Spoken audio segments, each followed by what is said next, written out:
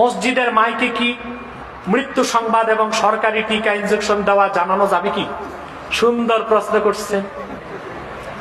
আপনাদেরকে আমি প্রশ্ন করি, মসজিদে যেটা দেওয়া হয় ওটা মসজিদের জন্য ওয়াকফ হয়। কি হয়?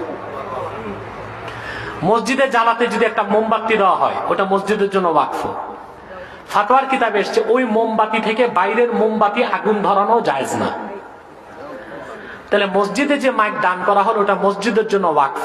আজান, নামাজ, ওয়াজ ছাড়া, ইসলামী হামদনাথ সঙ্গীত ছাড়া ওই বল্টু চৌধুরী হারায় গেছে, তারপরে টিকা ইনজেকশন এগুলোর এলান করা আসলেই মাকরুহে তাহরিমা, মাকরুহে।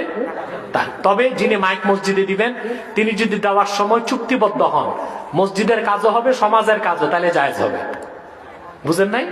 ওয়াকফ করার সময় শর্ত যদি থাকে। কিন্তু এখন মানুষ তো বুঝে না। আপনার মৃত্যুর সংবাদটা দেওয়া যাবে, ওইটাও তো একটা ইবাদত নামাজে আসার জন্য।